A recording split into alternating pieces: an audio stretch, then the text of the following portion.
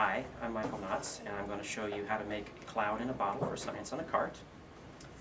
We're going to use an air compressor, which is connected to the bottom of this hose. We're going to use a 2-liter soda bottle.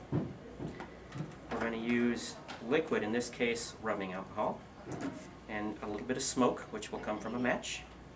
And this apparatus, which is a special lid for the soda bottle that lets us rapidly open and close the soda bottle.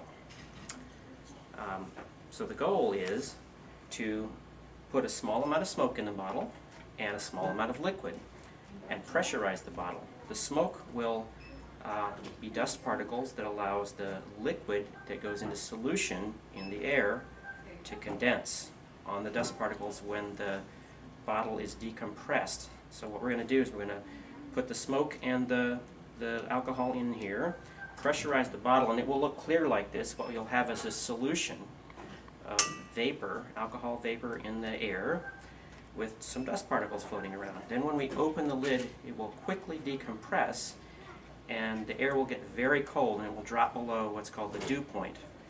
And the alcohol vapor will condense into liquid droplets on the particles of dust that come from the smoke. You cannot have a cloud without dust, actually. In the real environment, clouds form on aerosols in the air. Dust particles, bacteria, and small particles of liquid that are floating around in the environment form nucleation sites that cloud droplets form on. So in our case, we're gonna do that artificially with smoke. Fire safety is a big issue in elementary school. So I want to go over 2 things. First of all, you're going to use a match, and only one should be necessary. Immediately after using the match, when you're done with it, it needs to go in a water receptacle to extinguish it. Second is that the bottle may contain a little alcohol vapor from a previous experiment. So under no circumstances should you insert a lit match into the bottle, because you will get a nice little explosion. So the way to do it is as follows. Strike the match, let it get nicely lit, and then blow it out, and then collect the smoke like that, and then drop it in the water.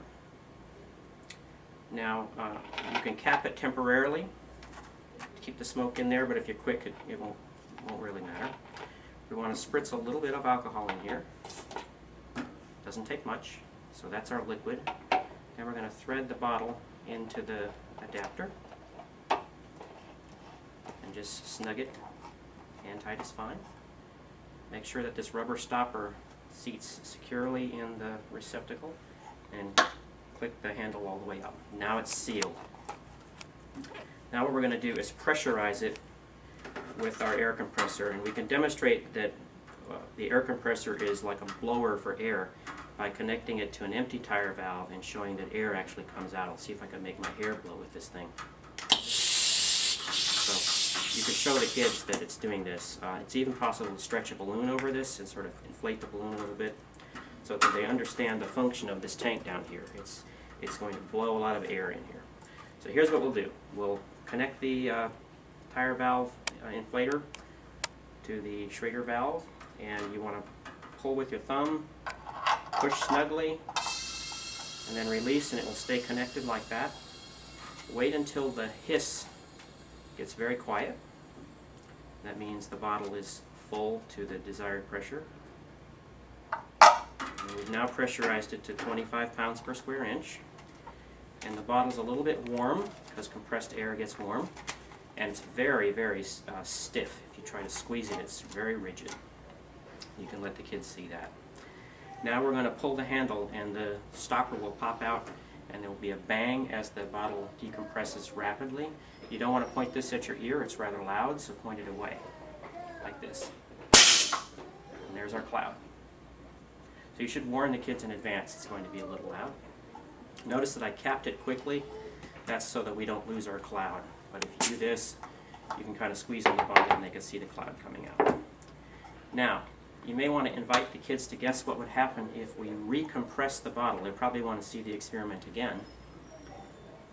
What will happen is we will drive the liquid that's forming the cloud, droplets in the cloud, back into solution in the air, and the cloud will go away.